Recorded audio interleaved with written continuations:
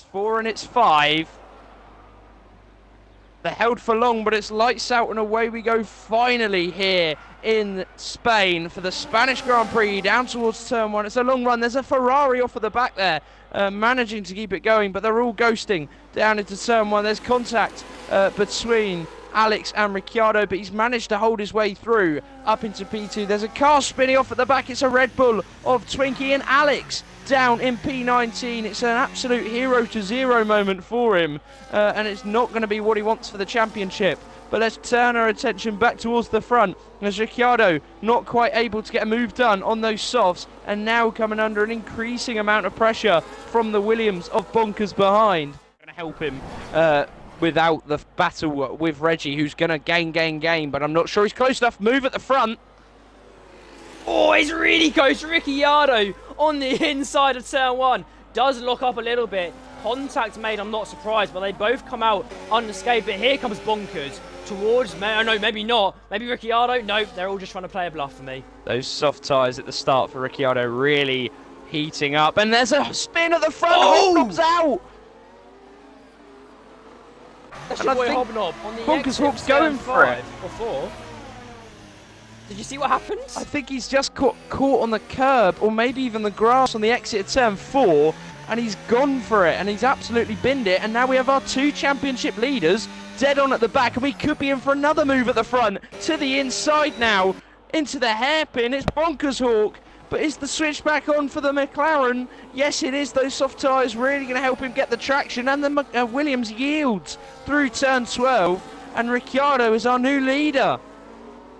It's a very smart move there from the Williams early on in this race, and it will then get DRS off of the McLaren, I believe. So maybe towards turn 1, Bonkers Hawk 91 will get another chance. Reggie having a little bit of tank slapper in the final corner, but yes, he has. Here he comes, Bonkers Hawk to the inside of turn 1. What can he do? He's in the lead. What a move. Very smart, as you say. The right paddle, but yeah, not going to help him at all. Slowing him right down and maybe allowing Dog Pop to get in and attack him.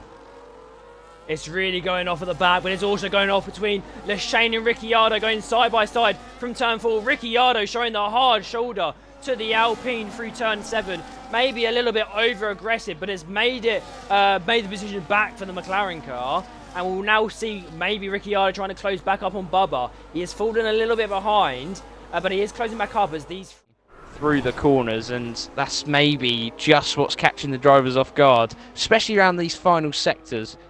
Final sector, rather. Oh, sorry to interrupt you there. As you speak about the final sector, I was watching Max and the Williams of Vulturous going a hammer and toll through the final corner, side by side, and they do make a little bit of contact. Vulturous spinning out and has to go into the pit lane because of it, to let Ricciardo to have a shot first. But I don't think Reggie's going to be too happy about that, as he is pummeling it down the main straight. A lot of weaving by the Haas. Has to stop moving now. Guts to the outside. Oh no. Ricciardo goes in the back of him. A little bit naughty there. A lot of moving. But it has given Reggie ahead of his teammates. So no papaya rules needed. Ricciardo's gone into the back of the Haas. Yeah, I saw that. That didn't look the most clever from the Haas. Obviously, haven't had the onboards from either driver, but this does allow Reggie now to try and do what his teammate can't. Switches to the inside. That was late, but ending up being a fairly good move. Bit of contact, never hurt anyone. Rubbing his racing, but Reggie through back of him. However, there's a car off. There's a Red Bull of... No, it isn't. It's Alex. It's Alex, yeah. It's the V-carb of Alex. Obviously, P1 in the championship. And he's also the only one in the wall at the minute.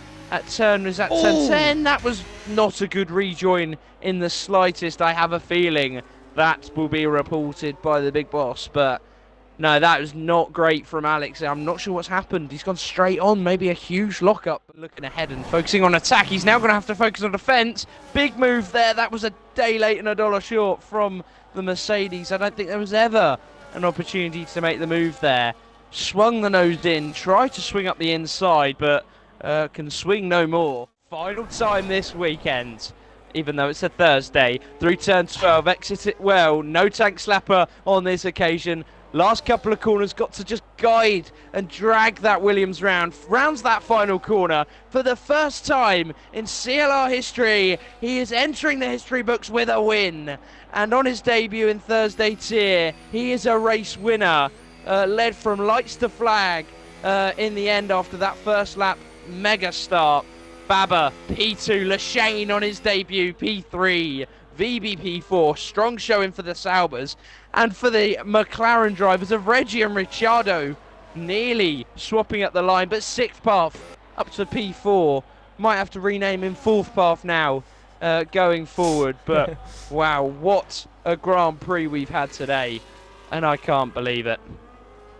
Yeah, it was someone else. George Gamer ended up getting P8. Emperor P9. Jens, at the end of that all, ended up in P10. Dog Pop Rock got P11. The final point will go to your boy Hobnob. But yeah, Weeby, who was up in P4 for a while, with that penalty, chucked him down to P7. So it shows how much a little penalty can do to you. Yeah, absolutely. I mean, penalties, when the gap is big, you don't really care about. But when it's so small, the distances between these drivers here in this league are so competitive, it can absolutely change your race from being, quite a respectable result to, awful.